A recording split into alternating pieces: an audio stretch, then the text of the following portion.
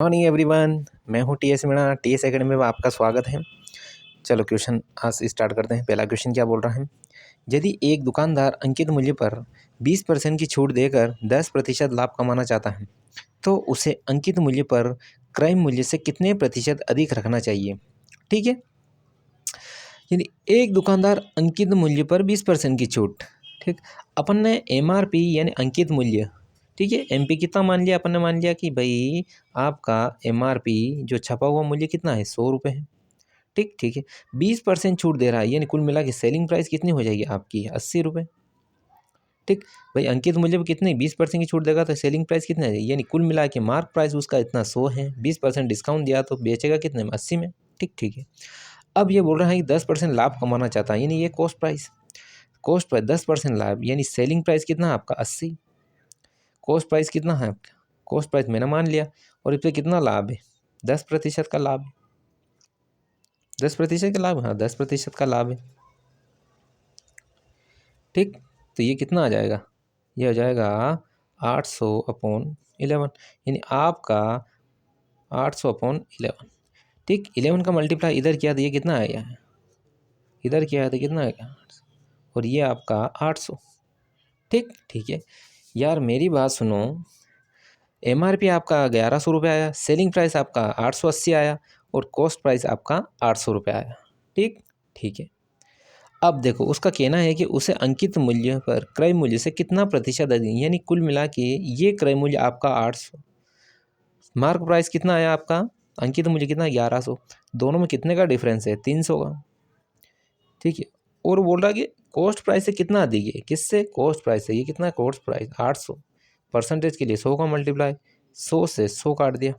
ठीक ठीक है, ये कितना आया, ये आया 4 से कटेगा तो 75 बार, और ये कटेगा 2 टाइम, यानी 75/2, ये आया 37.5। ठीक, कितना है 37.5, ऑप्शन नंबर 3। ठीक ठीक है, आगे देखते हैं। देखो कॉस्ट प्राइस, ये क्या बोल रहा है, यदि एक दुकानदार अंकित मूल्य पर 10% की छूट देकर 30% लाभ कमाता है तो ज्ञात कीजिए कि अंकित मूल्य क्रय मूल्य से कितना प्रतिशत ज़्यादा है। वैसा ही है भाई आपका एमआरपी, ठीक है, मार्क प्राइस मैंने मान लिया 100 है, सेलिंग प्राइस देखो, जब मार्क प्राइस पे अपन छूट देते हैं ना तो उसके बाद में जो बचा हुआ सेलिंग प्राइस बताएं, यानी 10% की छूट दी तो बचा हुआ कितना, 90%।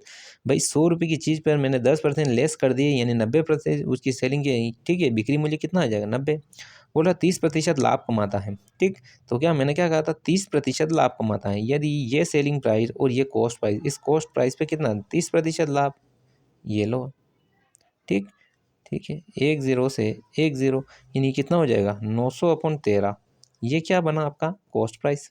ठीक, तो आपका कॉस्ट प्राइस कितना आया, ये आया 900 अपॉन कितना आया 13, यही आया। ठीक ठीक है, इसका मल्टीप्लाई इधर कर दो, सब बराबर हो जाएंगे, ये कितना है, ये कर दो 1300 हो जाएगा, ये कितना हो गया 910 हो जाएगा, ये आपका 900 हो जाएगा, यानी कुल मिला के आपकी एमआरपी बन गई 1300, सेलिंग प्राइस बन गई 910, कॉस्ट प्राइस बन गई 900 रुपये। ठीक, तो क्या बोल रहा, अंकित मूल्य क्रय मूल्य से कितना ज़्यादा है, ये वाला पहले वाला क्वेश्चन, कितना ज़्यादा है, यानी 900 से 1300 गया, यानी 400 बढ़ा, और बढ़ा किस पे है 900 पे, मल्टीप्लाई कितना 100 का, ये आपका परसेंटेज में निकल गया, कितना हो गया 9 चौक 36, फिर आया 9 चौक 36, 4/9। ठीक है, कितना हो गया 44.4/9%, आपका आंसर आएगा ऑप्शन नंबर ई। ठीक ठीक है, आगे देखो, आगे देखते हैं क्वेश्चन क्या बोल रहा है।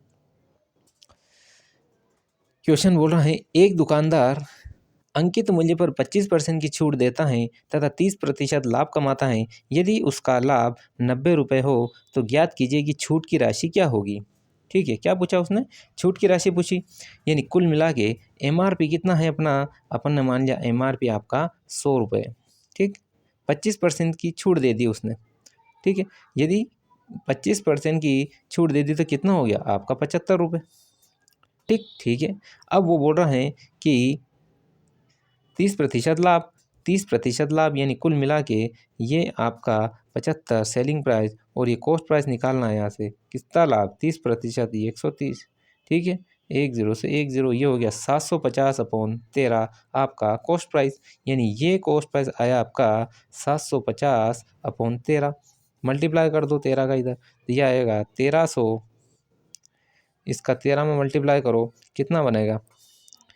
ये 13 5 65, 6 13 7 91 और 6 97, और ये आया आपको 750। ठीक ठीक है, आगे देखो।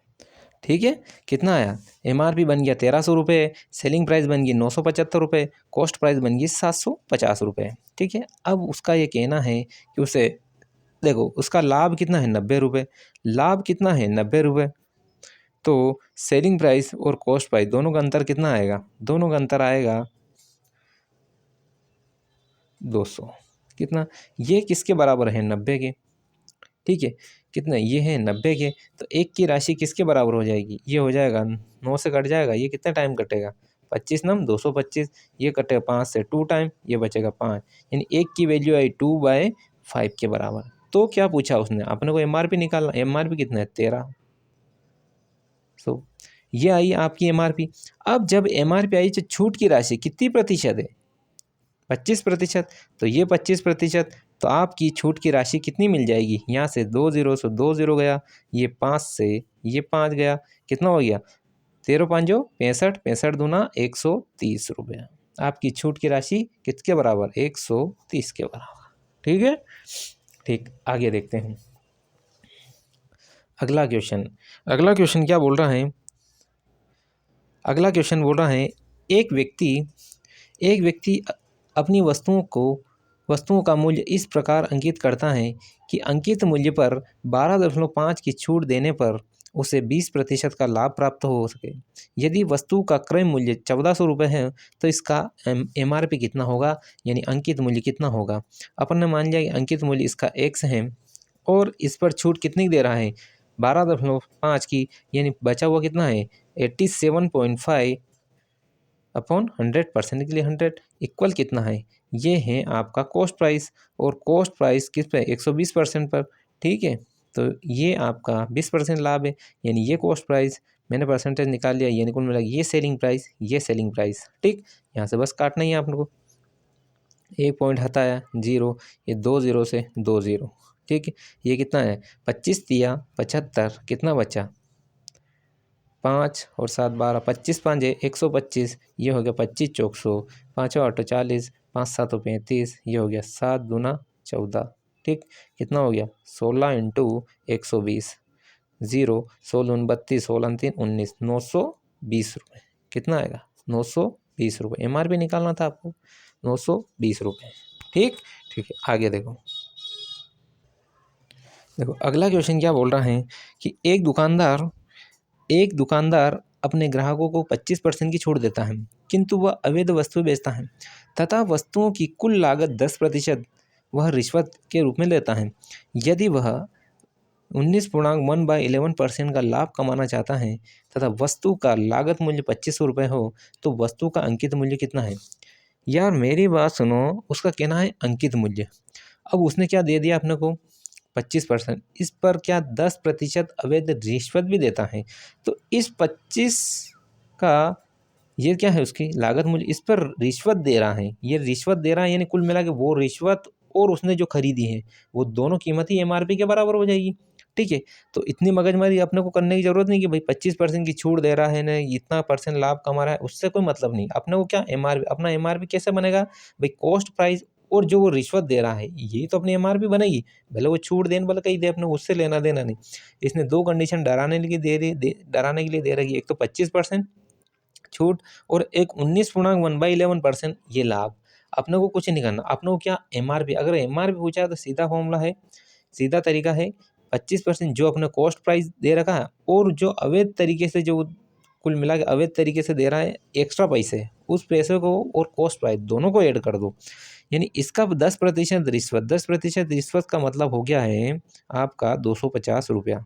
ठीक, अब ये 200 ये लागत मूल्य और ये 250 रुपये जो रिश्वत वाले, दोनों को ऐड कर दूंगा तो मेरा एमआरपी बन जाएगा। यही तो बनेगा एमआरपी।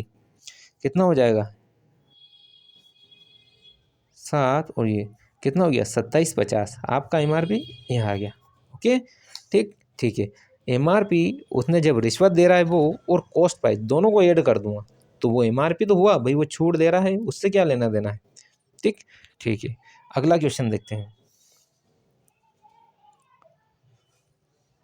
देखो ये क्या बोल रहा है, एक व्यक्ति एक वस्तु को 1170 रुपये में बेचता है, वह इस पर अंकित मूल्य की 10% की छूट देता है तथा 30% लाभ कमाना चाहता है, तो ये कोई छूट ना दे, यानी कुल मिला के मैं सबसे पहले MRP फाइंड कर लूँ।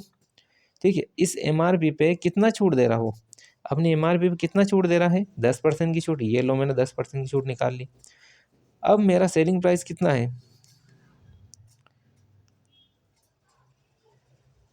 इतने में बेचना चाहता है, यदि अंकित मूल्य ये छूट दे तब 30% लाभ कमाना चाहता है, तो छूट ना दे तो उसका MRP कितना होगा। 1 मिनट, इसको कैसे करते हैं।